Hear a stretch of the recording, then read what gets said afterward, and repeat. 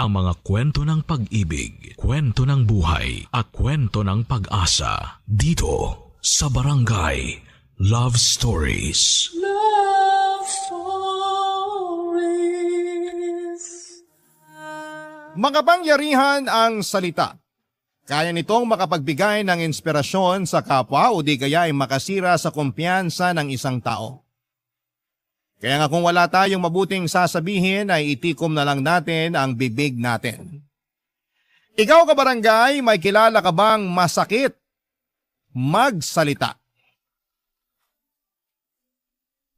Dear Papa Dudut, hindi lahat ng tao ay pinanganak at tumatanda na makapal ang mukha.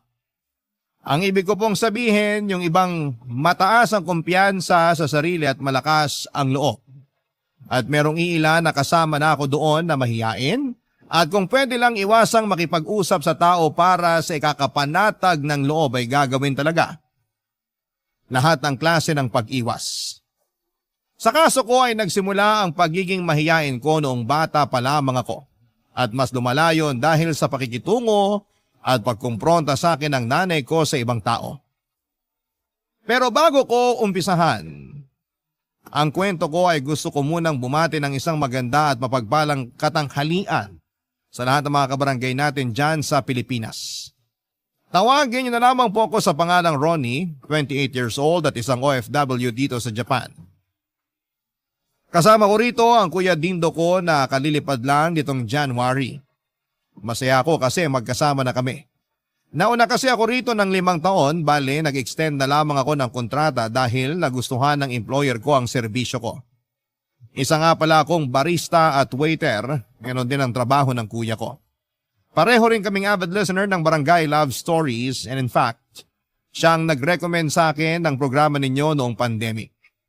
Hopeless romantic kasi yon at mahilig ding makinig ng radyo, kaya nagustuhan niya kaagad ang Barangay Love Stories. Sabi ko nga sabay kaming sumulat sa istasyon ninyo para mapakinggan namin ang aming kwento. Paunahan na lamang kung sino ang mapipili. Magsisimula ang lahat noong nasa Pilipinas pa lamang kami 7 taon na ang nakakalipas. 21 anyos ako noon at aminadong may pagkamahiyain. Ako yung tipo ng tao na mas pipiling umupo sa dulong bahagi ng classroom kung saan ay malayo sa mga kaklase ko at hindi masyadong pansinin. Kahit nung elementary pa lamang ako ay malaking pagsubok na talaga sa akin ang pagpasok sa eskwelahan. Kaya tuloy ay hindi rin ako masyadong natuto at madalas ay kulelat sa klase. Bagay na laging kinakainis ng nanay ko, Papa Dudut.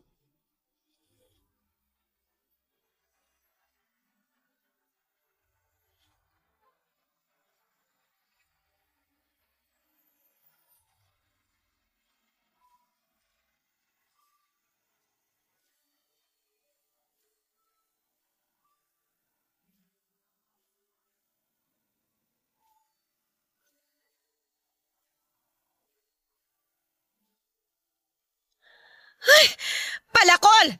Oh, palakol na naman! Puro na lang palakol tong mga grado mo, Ronnie!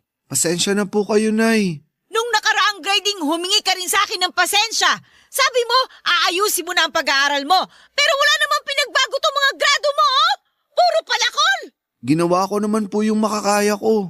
Ito na ba yung makakaya mo? Ha? Nay, tama na po. Kahit kailan talaga, napakalabnaw niyang utak mo! Alam nyo naman po na hindi ako matalino pero pinag-aaral nyo pa rin ako. Ayun na nga eh! Hindi ka nga matalino, kaya mas lalong kailangan mo mag-aral! Nay naman ayoko na pong mag-aral. Abay, loko-loko talaga tong batang ito ah! Ano nga yung mo mag-aral maswerte ka nga kasi pinag-aaral kita! Marami dyan mga katulad mo na gustong-gusto mag-aral pero hindi pinag-aaral ng magulang! Di sila na lang po yung pag-aralin nyo. Aray! Hoy ha! Sa susunod, hindi lang bato ka makukuha mo! Ingungudgud ko na sa sahig yung mukha mo! Bakit ko sila pag-aaralin? Anak ko ba sila? Nay naman Ikaw nga tigilan mo ako sa kakaganyan mo ha? Baka nakakalimutan mo, hindi ka na bata. Kung nung maliit ka, pinagpapasensyahan kita sa kahinaan ng ulo mo, pwes, ibahin mo na ngayon! Ipapaalala ko lang sa'yo na 21 ka na, matanda ka na, Ronnie! Hindi ko naman po nakakalimutan yung edad ko. Abay di mabuti! Sa edad mong yan, dapat nasa kolehiyo ka na eh. Katulad ng mga kaklase mo noon. Abay, hindi ka ba nahihiya dun sa mga kasabayan mo nung elementary ka? Yung iba doon anak ng mga kaibigan ko. Ayun, nasa third year college na ngayon. Tapos ikaw, hindi ko pa alam kung gagraduate ng high school. Ayan na naman po kayo. Kinukumpara nyo na naman po ako sa kanila, Nay. Abay malamang, kanino kita ikukumpara? Sa kuya mo? Eh bulakbol din yung hayop na yun eh. Kaya hindi rin nakapagtapos ng kolehiyo. Kaya nga po, wag nyo na lang akong ikumpara sa ibang tao. Nakakasama kayo ng loob eh. Ikaw pa talagang may ganang sumama ang loob. Eh kumusta naman kaya yung loob ko? Yung nararamdaman ko. Kasi kung tatanungin mo ako, gigil na ako sa'yo ngayon. Ay! Ang gusto ko lang naman kasi, ayusin mo ang pag-aaral mo. Ito lang yung kaya ko ipamana sa'yo eh. Wala kaming malaking kayamanan ng tatay ninyo. Kaya nga pagsikapan mo makapagtapos. Ay, sorry po ulit, Nay. Puro ka na lang sorry. Tapos hindi naman kita nakikitaan ng pagbabago. Hindi ko na po alam gagawin ko eh. Hindi ako kasing talino ng mga anak ng kaibigan nyo. Kaya nga lalo mong pagsikapan para maging kasing talino ka nila. Parang imposible naman po yun. Malayong malayo na po sila sa akin. Wala akong pakialam. Kung kailangan mo magsikap ng husto para mahabol sila at mapantayan, abay gawin mo. Para naman kahit papano, may pagmalaki na kita sa mga kaibigan ko.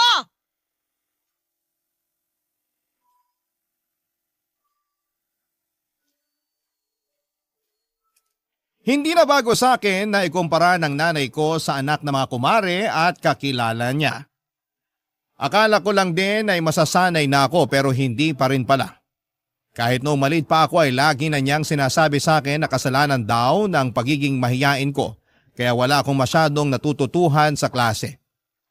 Totoo rin naman kasi imbes na itanong ko sa teacher yung mga bagay na hindi ko maintindihan sa lesson namin ay hindi ko ginagawa. At pinagsasawalang bahala ko na lamang at nahihiya kasi ako. At baka hindi rin ako makabuo ng tamang salita para makapagtanong. Medyo bulol pa ako noon. Natatakot ako na pagtawanan ng mga kaklase ko kaya mas gusto ko na manahimik na lamang. Ayos lang na bumagsak ako kasi gusto ko na tumigil na lamang sa pag-aaral. Pero nairaos ko pa rin naman ang elementary at high school kahit na ayaw ko na talagang pumasok. Kaya lang dahil sa mga bagsak ko ay naging repeater ako o yung bang umuulit ng grade level. Naunahan na tuloy ako ng ibang mga kaklase ko. Sa edad ko noong 21 ay kakatapos ko pa lamang sa high school at nagdadalawang isip akong magkolehiyo. Hindi naman po sa wala akong pangarap sa buhay pero hindi ko nararamdaman sa puso ko na gugustuhin ko pang mag-aral ng 4 na taon o higit pa. Kaya lang natatakot naman akong magtrabaho kaya ano na lamang ang gagawin ko. Sinabi ko yon sa isa sa mga kaklase ko na pinagkakatiwalaan ko. Sinabi niya na sumama akong makipag-inuman sa kanila ng mga pinsan niya para mabawasan daw ang pagiging mahiyain ko. Naisip ko na wala namang mawawala kung sasama ako sa inuman na yon. Kaya naman, nagpunta ako papadudot.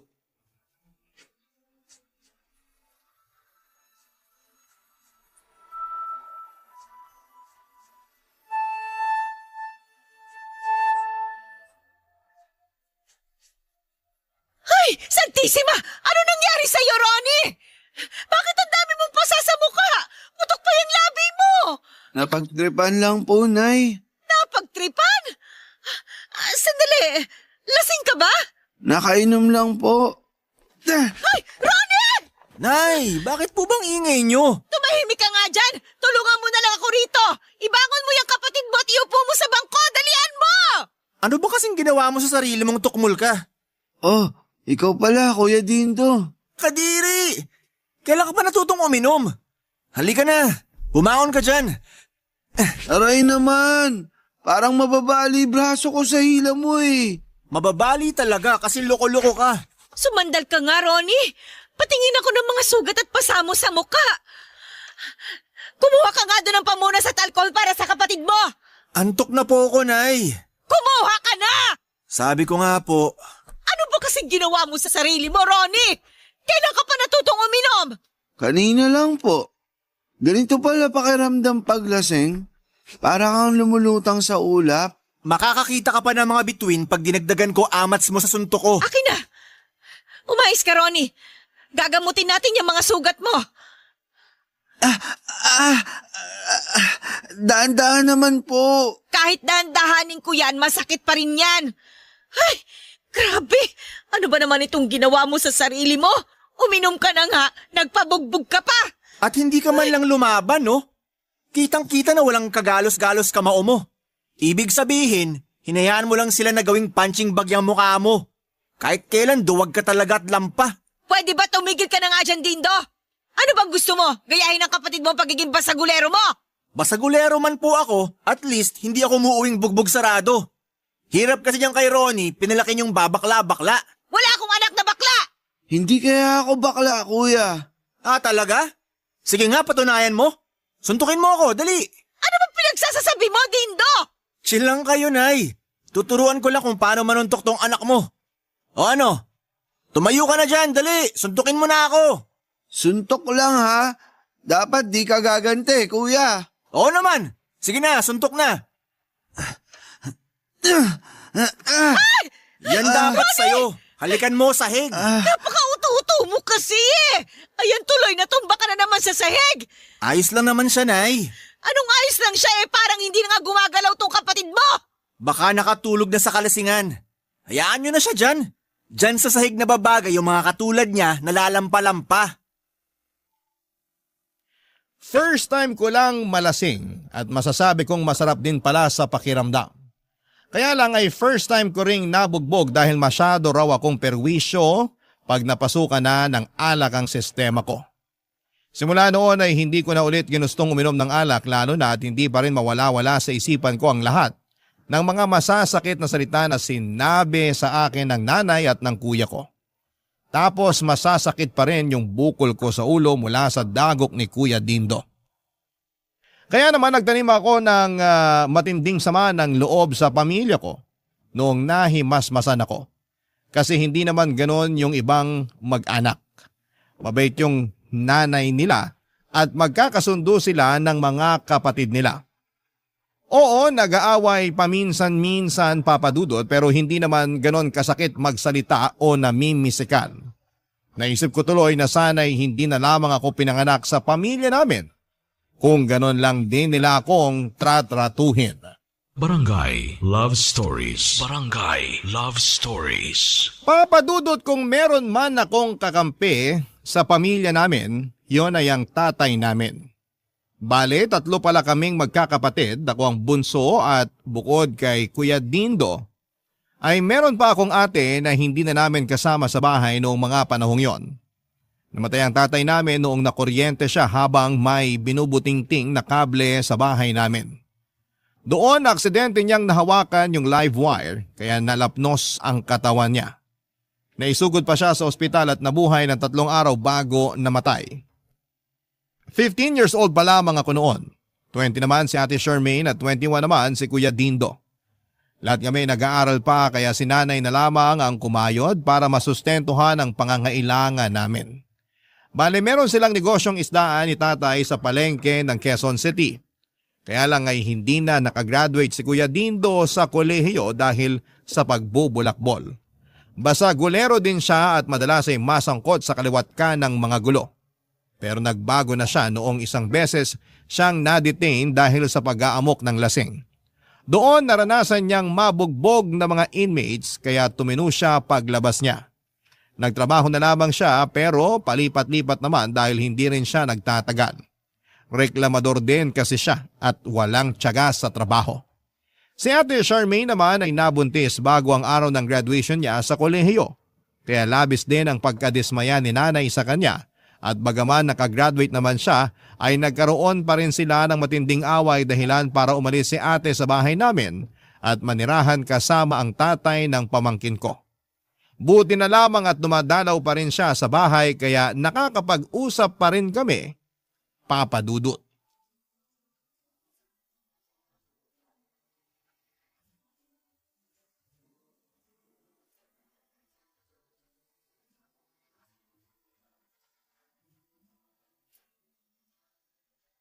Kumusta ka naman, Ronnie? Okay lang naman ako, ate.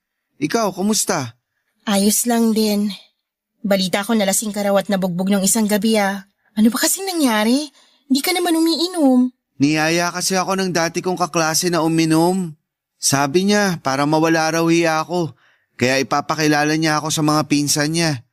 Sa isip ko, wala naman sigurong masama kasi nga gusto ko na rin alisin yung pagiging mahihain ko.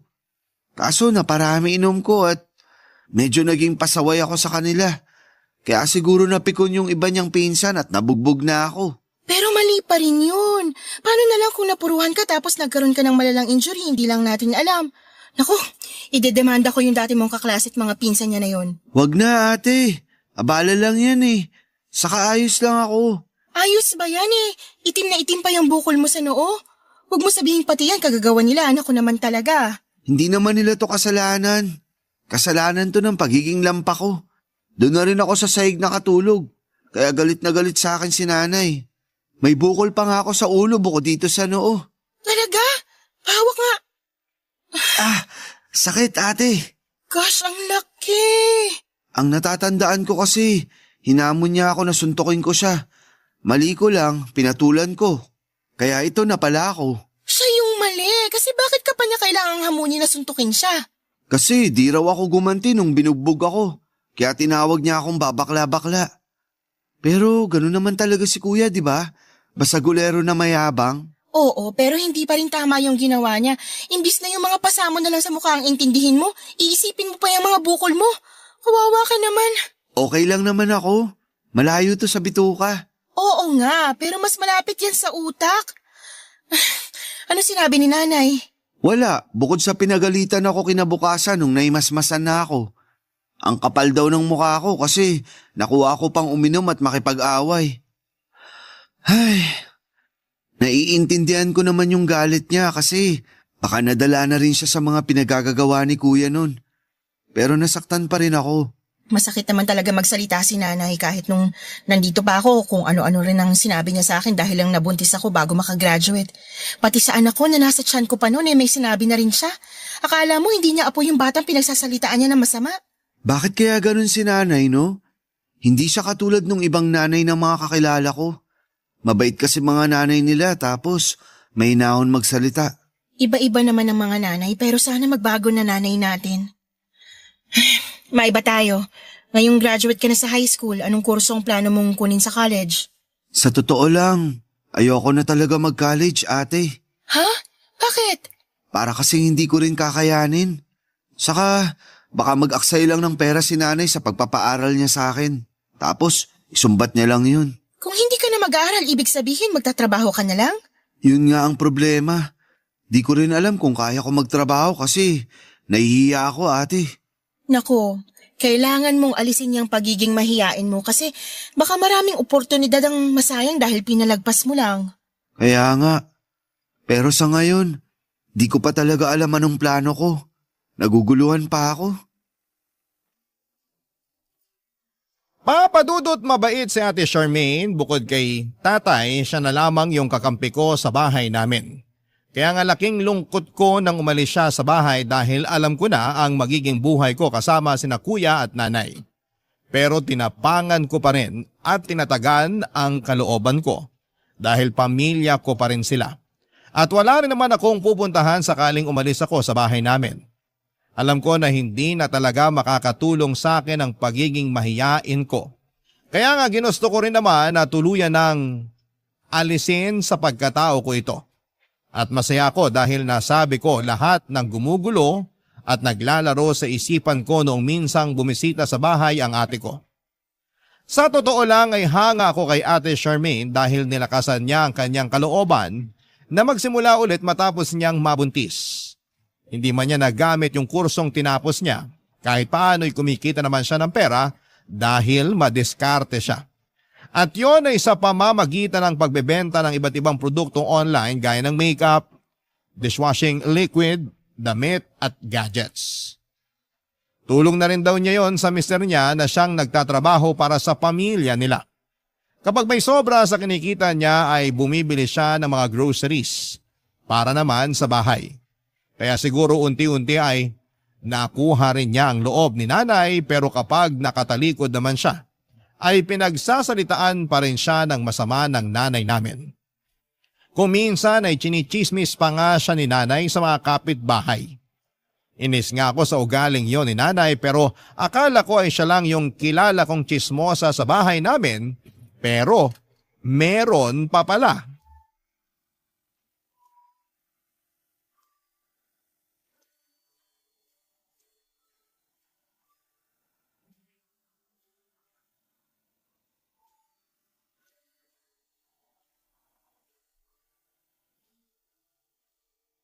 Sinabi niya talaga yon, Dindo? Oo, Nay. Dinig na dinig ng dalawang tenga ko. Aba, naghanap pa talaga siya ng kakampi kay Charmaine, ha? Oo, Nay. Ayan na yung magaling yung anak. Hoy, Ronnie! Halika nga rito. Bakit po, Nay? Yumuko ka ng kaunti. Po? Yumuko ka ng kaunti, sabi eh. Ang tangkad mo, hindi kita abot. Sige po. Ayan po. Yan ang Aray dapat ko, sa'yo. Nay! Ayos ah. Solid yun, Nay. Tumigil ka dyan. Baka ikaw ang sunod kong batukan. Bakit naman ako nadamay bigla? Ay, mabuti pa, iskapo na ako. Mamaya mabatukan pa ako. Bakit niyo naman po ako binatukan? Nagtatanong ka pa talaga? Hindi ko naman alam yung rason niyo. Nalaman ko lang naman na ayaw mo na palang magkolehiyo. Kanino niyo po nalaman? Sa Kuya Dindo mo. Narinig daw niya yung pag-uusap niyo ng ate mo nung nakaraan. Tapos ikinuwento niya sa akin. Akala ko sinanay lang tong chismosa sa bahay. Chismoso rin pala tong si kuya. Hoy, narinig ko yon, ha? Sorry po, Nay. Huwag mo ang iniiba ang usapan. Hindi ko naman po iniiba yung usapan. Wala lang po ako masabi. Ibig sabihin, totoo nga yung sinabi ng kuya mo na ayaw mo na magkolehiyo? Opo. Ay, lintik ka talagang bata ka. Hindi na po ako bata, Nay. Hindi na nga. Pero para ka pa rin bata kung mag-isip. Tumutulad ka na naman sa ibang mga kabataan na laki na nga sa hirap, batugan pa. Iginapang para makapagtapos, ayaw namang mag-aral. Ang kakapal naman ang mukha ninyo. Hindi ko na po kasi nakikita yung sarili ko na makakagraduate sa college. Saka di ko rin po alam kung anong kurso ang kukunin ko. Baka bumagsak lang ako sa mga subject kasi di ko kayanin. Tapos magagalit lang po kayo sa akin. Alam nga namang matuwa ako at ipagmalaki kita, no? Responsibilidad mo ang mag-aral ng mabuti. Malamang magagalit talaga ako sa'yo. Kaya nga ayoko na lang po mag-aral. O ano na lang ang gagawin mo ngayon? Hindi ko pa rin po alam. Kita mo na? Ni wala kang kaplano-plano sa buhay mo? Huwag mong sabihin na tatambay ka lang dito sa bahay maghapon.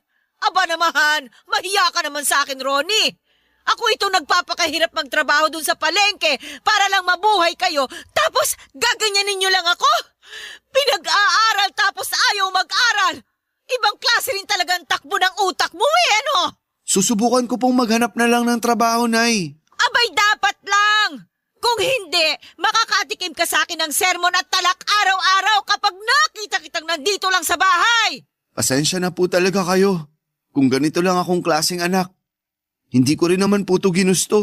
Alam mo, kung pwede lang makipagpalit ng anak sa iba, nako, matagal ko nang ginawa. Ayusin mo yung buhay mo, ha? Huwag mo nang dagdagan ng pagiging sakit sa ulo. Napakawalang kwenta mo kasi. Niwala ka sa kalingkingan ng anak ng mga kaibigan ko. Nakakainis lang kasi nagkaroon ako ng anak na mahina at mahiyain na katulad mo.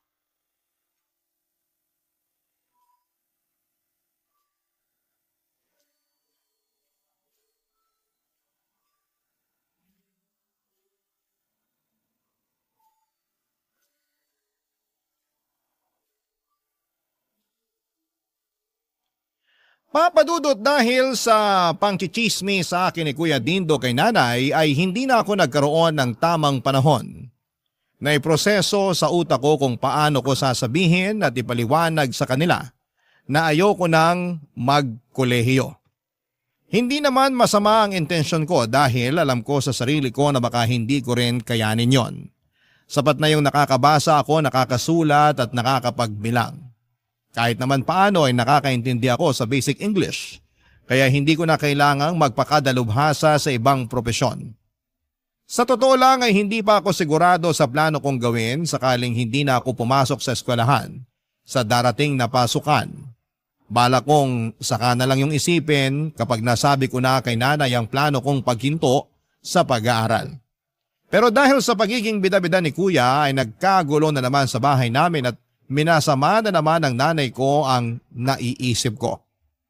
Ang sakit-sakit sabihang walang kwentang anak. Makasarili at hindi marunong tumanaw ng utang na loob sa mga magulang na nagpaaral sa amin.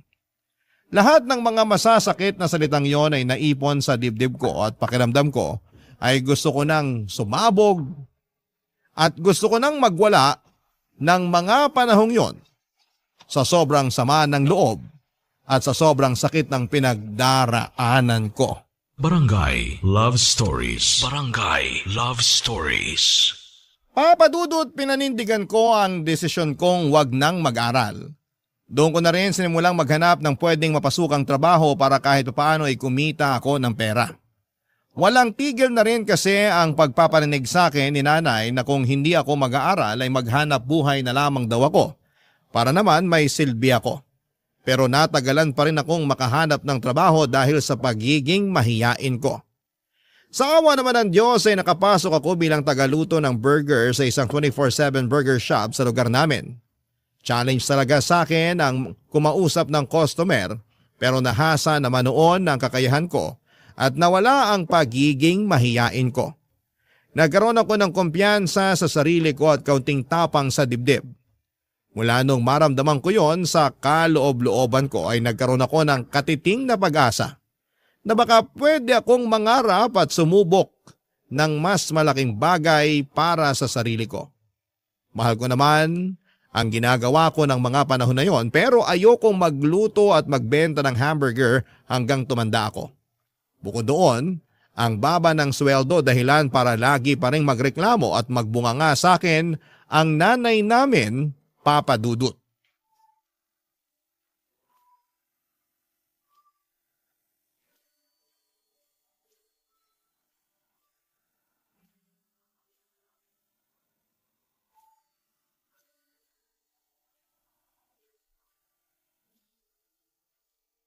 Nay, ito na po yung sweldo ko. Oh, anuhin ko to 1,000? Pandagdag po, pambili ng bigas. Sa lakas niyong kumain ng kuya mo, kulang na kulang pa tong 1,000 mo. Dagdagan mo ito! Sorry po, kasi yan na lang yung natira. At saan naman napunta yung iba mong sinweldo? Sa ipon ko po.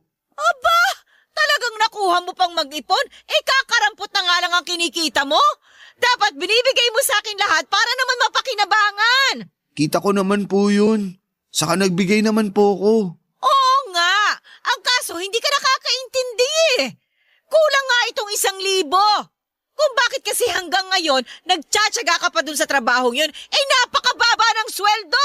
Pangarap yata ni Ronnie magtinda at gumawa ng hamburger hanggang mamatay siya eh. Pwede ba kuya? Huwag mo nang pakialaman yung trabaho ko. Ikaw nga walang permanenteng trabaho. Palagi kang lumilipat kasi wala kang tiyaga. Aba, ako pa talaga sinabihin itong walang tiyaga. May punto rin naman ang kapatid mo ah. Pati ba naman ikaw, Nay? Kampi ka sa tukmol na yan? Para po sa kaalaman nyo, hindi ko pangarap magtinda at gumawa ng hamburger habang buhay. Kaya nga po ako nag-iipon kasi pag may naisip na akong gusto kong gawin, meron akong magagamit na pera. Ano ba kasi yung gusto mong gawin? Magnegosyo? Yun ba ang balak mo? Si Ronnie? Magnenegosyo? Sa bobo niyang yan? Baka malugi siya agad pag nagkataon, Nay. Sobra ka naman magsalita, kuya. Totoo naman ang sinasabi ng kuya mo eh. Anong alam mo sa pagnenegosyo? Hindi ka nga nakapag-aral. Kasalanan mo naman kasi pinag-aaral kita pero ayaw mo. Tingnan mo ang sarili mo ngayon. Hamak na taga-benta lang ng hamburger. Marangal naman po tong trabaho na to. Hindi po ako nagnanakaw o nanlalamang ng kapwa. Kahit na ano pang sabihin mo, pang walang pinag-aralan lang ang trabahong yan. Ang laking pera yung sinayang ko sa pagpapaaral sa inyo. Wala rin pala akong mapapala.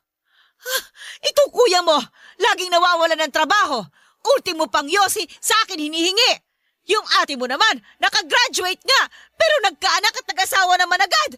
Tapos ikaw, ayaw mong mag-aral at mas gusto mo na lang magluto ng hamburger.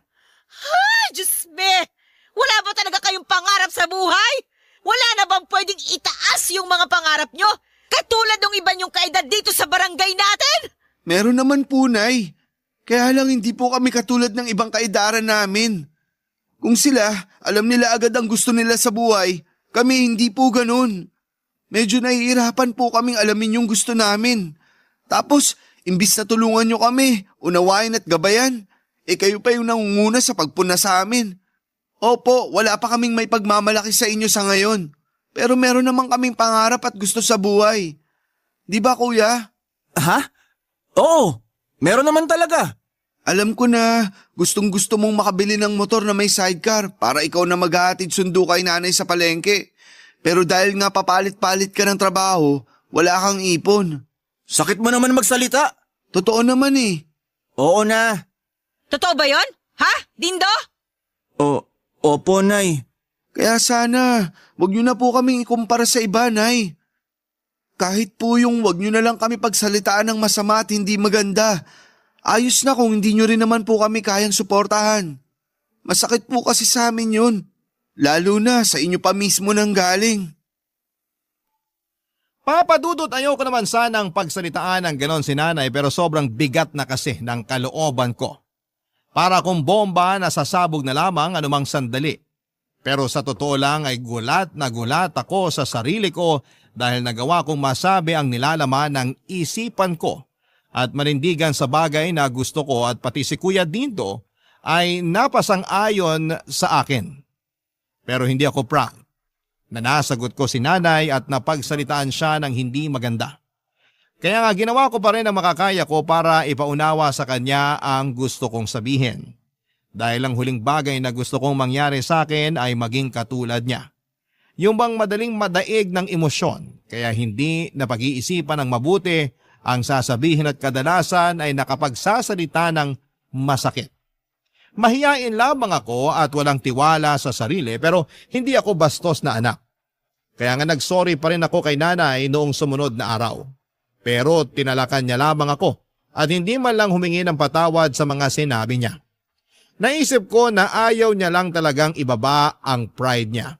Dahil para sa kanya ay siya ang nanay, siya ang dapat na masunod. At siya lang ang laging tama.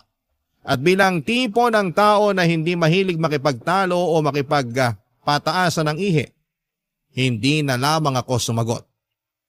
Doon ako mas lalong nagsikap sa ginawa ko habang patuloy na nangangarap na balang araw ay aasenso kami sa buhay. Isang araw ay niyaya ako ng dati kong katrabaho at kaibigan sa burger shop kung gusto ko raw ba siyang samahan na kumuha ng short-term course tungkol sa food and beverages. Nagka-interes ako, kaya hindi na ako nagdalawang isip na mag-enroll din, Papa Dudut.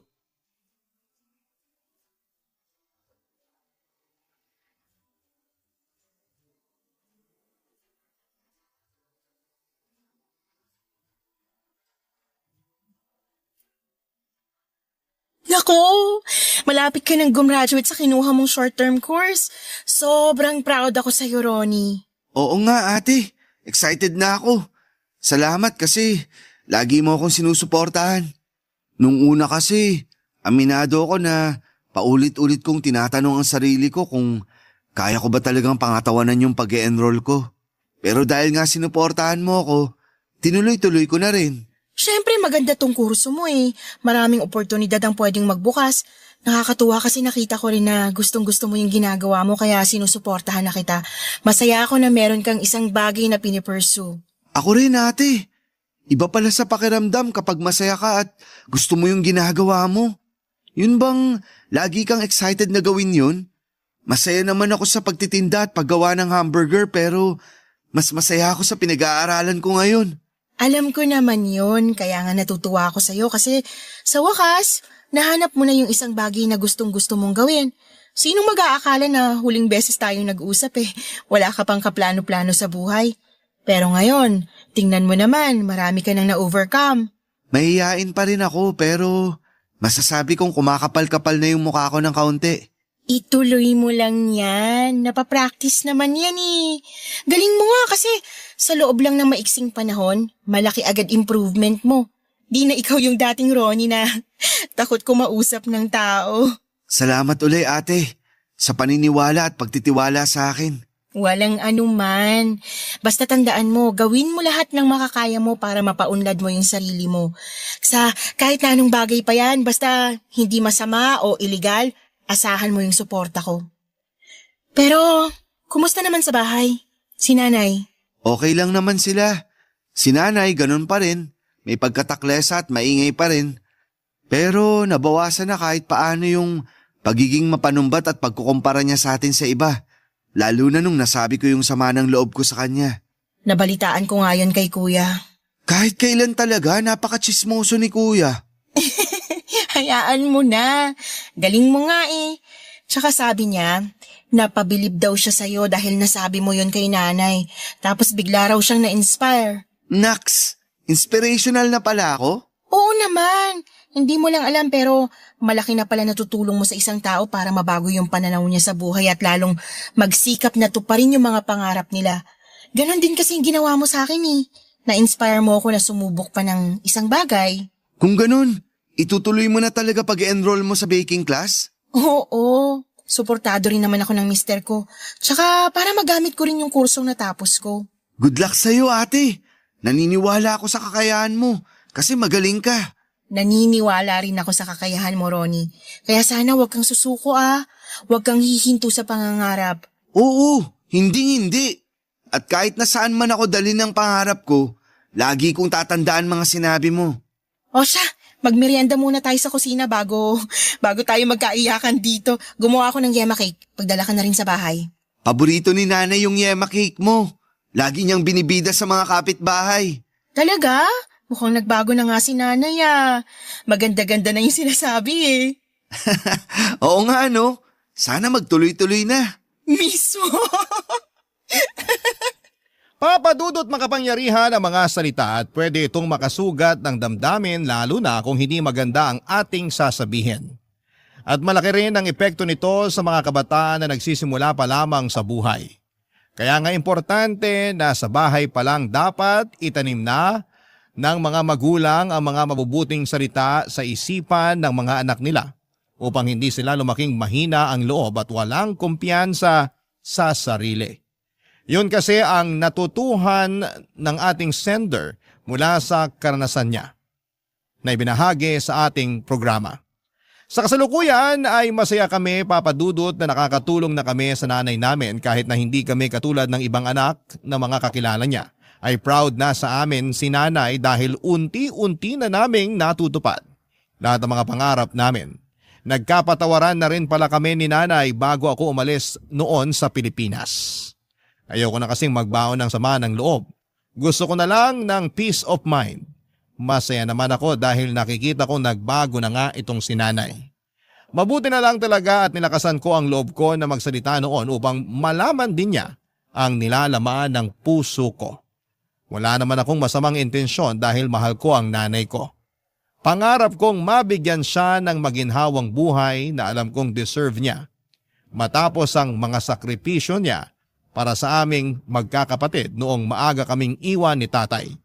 Kaya nga gagawin ko ang lahat at magsisikap ako para magkatotoo ang mga pangarap ko. Hanggang dito na lamang po papadudot ang sulat ko at sana po ay mapili po ninyong i-ere sa programa ninyong Barangay Love Stories. Maraming salamat po at sana ay marami akong na-inspire sa aking kwento.